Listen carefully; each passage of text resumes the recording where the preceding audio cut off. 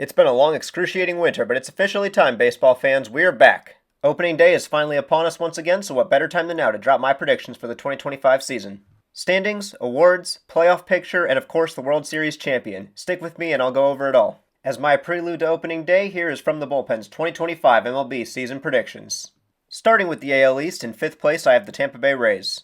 I like this group of players, but the AL East is the toughest division in all of baseball. They've got a really strong lineup led by guys like Yandy Diaz and Brandon Lowe, and the pitching staff could be one of the best in baseball if it's healthy. McClanahan's set to come back at some point this year. We could see breakout years from Pepio, Bradley, and Boz, and back to the offensive side, Junior Caminero is going to be an absolute stud. They really are a solid team, but the problem is in the AL East, solid isn't good enough. The Rays make a habit of surprising people, so it wouldn't surprise me in the slightest to see them in the playoffs this fall. But on paper, it's not enough in a strong division. I have them finishing 76 and 86. In 4th, I have the Toronto Blue Jays. The Blue Jays have a very exciting core with guys like Vlad, Bo Bichette, who's bound to bounce back, and Alejandro Kirk, and they made a couple really good moves bringing in Santander and Jimenez. The pitching staff is solid too, with guys like Barrios and Gosman and an underrated pickup in Max Scherzer. I definitely think the Blue Jays will be a better team than they were last year, but again, the AL East is the toughest division in all of baseball. They improved, but not as much as they would need to. I have them finishing at 80 and 82. In 3rd place, I have the Baltimore Orioles. I certainly don't need to tell you about this core. They've made quite a name for themselves over the past few years. I expect further production from Gunnar Henderson and Adley Rutschman, as well as steps forward from Jackson Holliday and Grayson Rodriguez. The bad news for the Orioles is that losing Corbin Burns and Anthony Santander really hurts, though picking up Tyler O'Neill wasn't a bad way to replace some of that production. All told, they'll be a very good team, but they're not deep enough to be top dog in the AL East. 87 and 75. In 2nd place, I have the New York Yankees. Now listen, most of the offseason I did project the Yankees to finish first. Top to bottom, they have the best roster in the division. I've long said I think they had a great offseason, that letting Soto go was the right move, and that they did a great job replacing his production. But I'm concerned about these injuries. Missing Cole for the whole year really hurts this pitching staff. Stanton missing significant time leaves a huge hole in the middle of this lineup. Every team has injuries, but these are big pieces to be missing a lot of time. The injuries hurt, but they'll still be very good. I have them at 89 and 73. Narrowly getting ahead of the Yankees for first place are the Boston Red Sox. I love what this team is building. The offense looks fantastic, led by guys like Jarren Duran, Rafael Devers, and the newly signed Alex Bregman. Throw in Christian Campbell and the other young guys, and I'm scared of this lineup going forward. On the pitching side, picking up Garrett Crochet was one of the best moves of the offseason. Getting one of the best pitchers in baseball without having to give up Roman Anthony, Marcelo Mayer, or Christian Campbell was just a masterclass in MLB team management. The rest of the staff and bullpen looks solid enough as well. That's why I have the Red Sox narrowly winning the AL East at 91 and 71. On to the AL Central. I won't waste your time. The White Sox are in last, obviously. They were smart to cash in on Crochet. They should cash in on Robert soon and just continue embracing the rebuild. It's a very bad team, but I still have them improving to 52 and 110. Somehow that's 11 games better. In 4th, I have the Kansas City Royals. I don't think they did enough this offseason. Trading for Jonathan India was a nice pickup, but I don't think it was enough to get this offense to the level it needs to be to consistently compete. They're still leaning on Bobby Witt Jr. way too much. I like what they have going pitching-wise, but I'm not sure it's going to be enough to get them back to the playoffs. Cole Reagans is an absolute monster, and I expect him to compete for a Cy Young again, but I can't say the same about Seth Lugo. I don't think he lives up to what he did last year. They're solid, I just don't think they have enough going for them outside of Witt and Reagans. I have them going 500 at 81 and 81. Finishing in 3rd are the Minnesota Twins. I love the star power the Twins have between Carlos Correa, Byron Buxton, and Royce Lewis, but the depth is what concerns me. With how often those big three get injured, you need good depth to get you through, and I just don't know if it's there.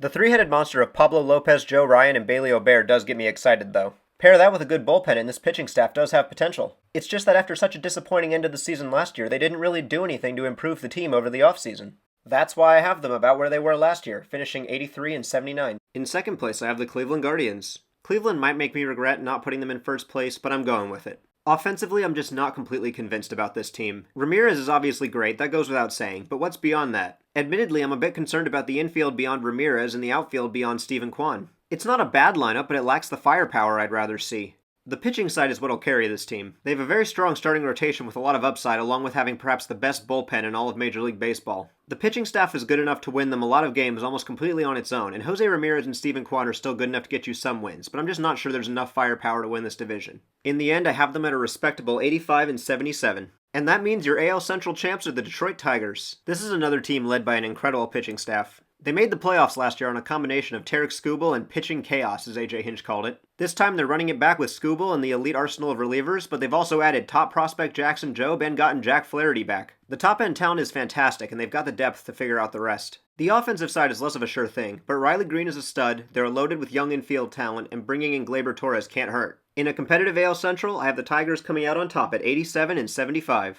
Heading out west, I have the Angels finishing in last place. This shouldn't be a shocker. Despite some good offseason moves, the Angels aren't a great team. There's really nobody on this team who moves the needle very much except for Mike Trout, and with his health lately, who knows how much he'll play. There's young talent too, with guys like Logan O'Hoppe and Zach Neto, but for 2025, this team isn't really going anywhere. I have them finishing at 62 and 100, with room to grow if Trout plays a full season. In fourth place, I have the Sacramento A's. Credit where it's due, this team is heading in the right direction a lot faster than I thought they would be. They extended Rooker, who's a stud. They extended Lawrence Butler, who's a stud. They brought in Luis Severino and Jeffrey Springs to help anchor a young rotation. And young guys like Tyler Soderstrom and Jacob Wilson are showing some promise. This team isn't a contender. Not yet. But for the first time in a while, I can say the A's are heading in the right direction. I have them at 75 and 87. In third place, I have the Seattle Mariners. The Mariners might just be the most frustrating team in baseball. They have an incredible pitching staff, and they just barely missed the playoffs last year, and yet they refused to spend any money on offense. It's just baffling. Their pitching carried them into contention last year when their offense was one of the worst in baseball, and yet they didn't do a thing to improve it when they're so close. Offensively, you have Julio and Cal Raleigh and a couple guys with potential, but there was some serious need for improvement here. The Mariners aren't a poor team. They could have spent on somebody. Instead, they decided to let their pitching suffer and be mediocre again, 83 and 79. In second place, I have the Houston Astros. The Astros lost Tucker and Bregman, but they're not taking a massive step back. Yordan Alvarez and Jose Altuve are still anchoring this lineup, and they made some nice additions in Christian Walker and Isaac Paredes. Now with Cam Smith joining the lineup, they've got serious potential. This isn't the Astros teams of the early 2020s, but they're still a very good baseball team, and a very complete baseball team. I see them fighting hard in a strong field of AL teams to come out 88 and 74. And winning the AL West is the Texas Rangers. The Rangers had a lot go wrong in 2024, a lot that I don't think is going to repeat in 2025. Half the lineup seemed to have a bad year, highlighted by Adolis Garcia, and the other half seemed to be hurt the whole year, like Evan Carter and Josh Young. This is still a dangerous offense, especially with adding Jock Peterson to the lineup. On the pitching side, a man once known as the best pitcher in baseball is finally healthy again. DeGrom joins a staff highlighted by Nathan Eovaldi and containing some young, exciting pitchers such as Kumar Rocker. Speaking of young and exciting, Wyatt Langford's going to take a big step this year. After a slow start, he really figured something out in the second half, and I expect that to carry over into 2025. If healthy, this is a dangerous team, perhaps the best in the American League.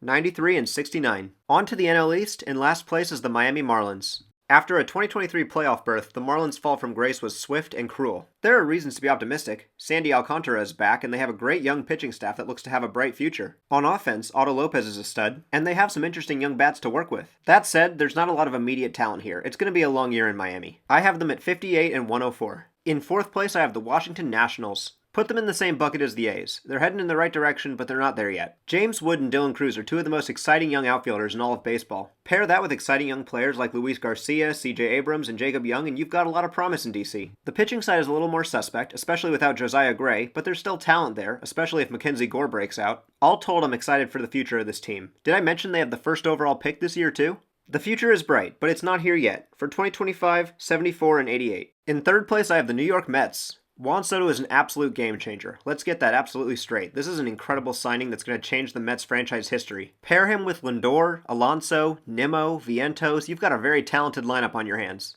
I don't trust their pitching, though. I like the strategy of going for underrated guys who they think they can pull something out of, but it leaves them with a rotation full of question marks and uncertainties. This is only year one of the Juan Soto era. I'm sure they'll improve the pitching as time goes on. But for now, they're third best, 90 and 72. In second place, I have the Philadelphia Phillies. I love this Phillies roster. They have one of the best pitching staffs in baseball with 4 potential all-stars in one rotation. That along with their high upside bullpen makes us an incredibly talented group of arms. Offensively, I expect them to be a juggernaut like always. Harper, Schwarber, Bohm, Turner. Need I go on? It's a great offense combined with an elite pitching staff. They didn't do much this offseason, but they really didn't need to. This is a very good team. I have them with our second best record so far, 92 and 70.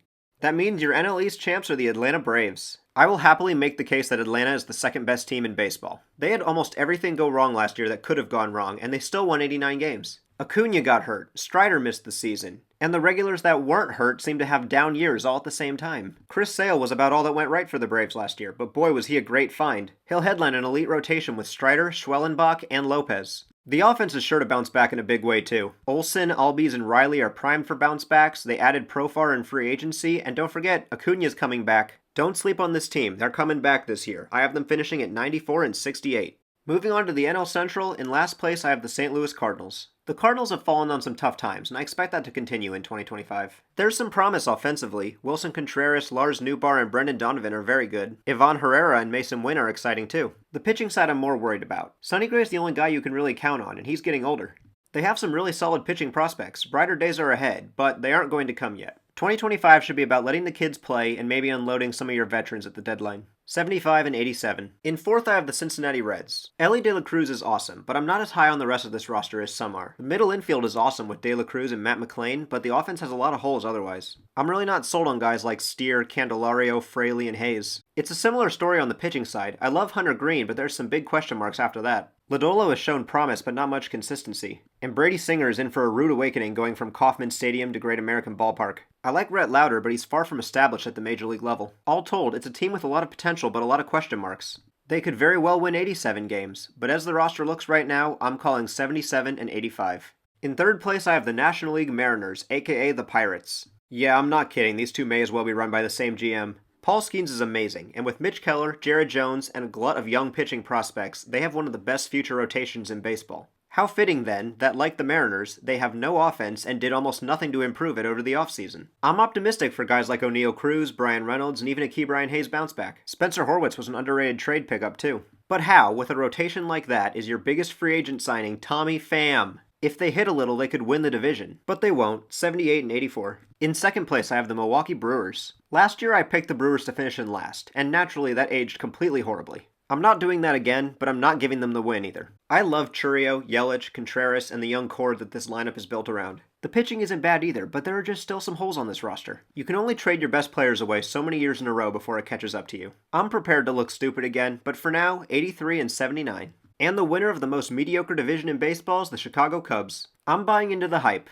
Sort of. I think this is the best team in the division. They've got some great pitchers in Imanaga and Steele, and Kyle Tucker was a huge pickup. But I don't think they're that great. The Kyle Tucker pickup was great, but they didn't really do much else otherwise. They traded Cody Bellinger away, they signed Justin Turner and Matthew Boyd, and that's, I guess, about it. They're only a marginally improved team compared to last year, but in the NL Central, I guess that's enough. The division is theirs at 85 and 77. And finally, coming in last place in the NL West is the Colorado Rockies. This should be another fairly obvious one. This is a team that doesn't pitch well and doesn't have a whole lot going for them offensively either. That said, the Rockies do have some players I'm excited about. Brenton Doyle is a stud. Ryan McMahon is a talented guy. And I love both Michael Toglia and Ezekiel Tovar for 2025. I'm also looking forward to the Chase Dolander call-up. I like what they have going, but they are still a ways away. 61 and 101. In fourth place, I have the San Francisco Giants. For what it's worth, I think the Giants are the best fourth place team in baseball. The NL West is just really tough. They had a good offseason bringing back Chapman, adding in Willie Adames and Justin Verlander, and getting full seasons from Heliot Ramos and Jung-Hoo Lee can only make them better. I think the Giants are clearly a very good baseball team. The problem is just that the National League is very stacked outside of the Central. With an excellent offense and a very strong rotation highlighted by Logan Webb, the Giants could absolutely compete for a playoff spot this year, and I expect them to be in it until the last days of the season. Unfortunately, in a very tough NL where some teams are just going to have to miss, the Giants are one of the teams I don't see making it. I have them finishing at a very respectable 82 and 80 this year. In third place, I have the San Diego Padres. This team was obviously really good last year, but I do think they're going to take a step back this year. Losing Profar in free agency and replacing him with a Connor Joe, Jason Hayward platoon isn't the most awe-inspiring of moves. They lost Ha-Sung Kim too, and are moving Bogarts back to shortstop, which I don't love at all. The constant chatter about trading their aces doesn't help much either, but at least they managed to keep both of them for now. Tatis, Machado, and Merrill should all be really good again, as will Dylan Cease if he stays on the team, but there's just a lot of holes on this roster. Their record could go wildly different depending on what they do at the trade deadline. Now, going into the year, I have them at 83 and 79. In second place, I have the Arizona Diamondbacks. I love what the Diamondbacks did this offseason. Losing Christian Walker definitely hurt, but replacing him with Josh Naylor wasn't a bad move at all. Losing Peterson looks a little worse now, but they were the best offense in baseball last year. They have a little room to come down. More importantly, after scoring the most runs in baseball and just missing out on the playoffs, they only went out and signed one of the best pitchers in all of baseball. This rotation now contains Corbin Burns, Zach Gallen, Merrill Kelly, a breakout candidate in Brandon Pfaadt, and bounce-back candidates Jordan Montgomery and Eduardo Rodriguez. I'm so glad they went out and got Burns. They've got a high-upside pitching rotation now with a still incredibly strong offense. In a tough division, I have them at a strong 88 and 74.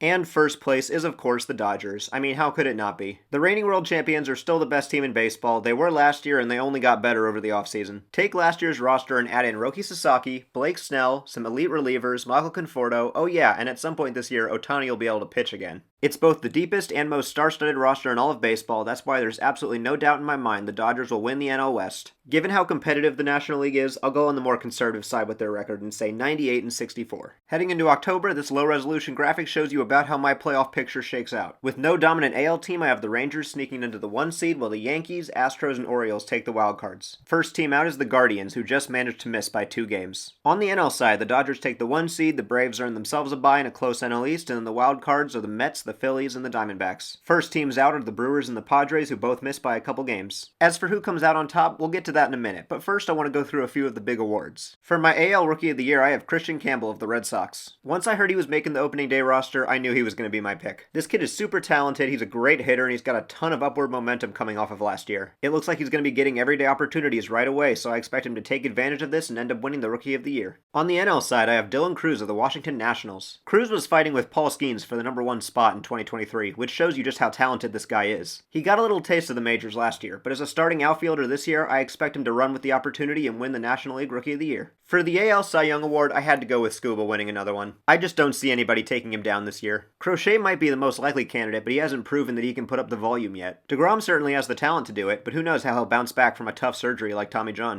Cole Reagans may actually be my favorite guy to upset Scooble, but I just don't see it happening this year. I think Scooble's going back-to-back and winning another American League Cy Young Award. Over in the NL, I'm staying basic and going with Paul Skeens. He just looked too good last year to not pick him. This guy might have been the most talented rookie pitcher we've ever seen, and in the offseason after his rookie year, he's only added a brand new deadly pitch. I think Zach Wheeler, Chris Sale, Yoshinobu Yamamoto, and Blake Snell will all compete with him, but at the end of the day, I think it's Paul's award to lose. For my AL MVP, I'm going Bobby Witt Jr. Witt is so good, man. He would already have a unanimous MVP to his name if Aaron Judge wasn't a historically great hitter. He's bound to win an MVP at some point, and if Judge takes even a little step back, I think Witt's in the perfect position to slide in and win his first. And that's not to say Judge won't be good, but this year I'm betting on Witt. In the National League, I'm going with new Met Juan Soto. Now listen, I definitely could have picked Ohtani, but where's the fun in that? Don't worry though, I have some logic behind it too. Ohtani's coming off his second Tommy John surgery. How he'll come back to the mound is a big question mark. I think he'll be fine long term, but he may not pitch a ton this year, and if he does, who knows how effective he'll be, which may leave the door open for somebody like Soto to slide in. As for Soto himself, he's one of the best pure hitters we've ever seen. He's been so close so many times, and I think he has a really big year this year in order to prove everybody wrong that he did deserve that contract. And finally, taking a look back at the playoffs, I'll spare you all the details of the bracket and skip straight to the 2025 World Series.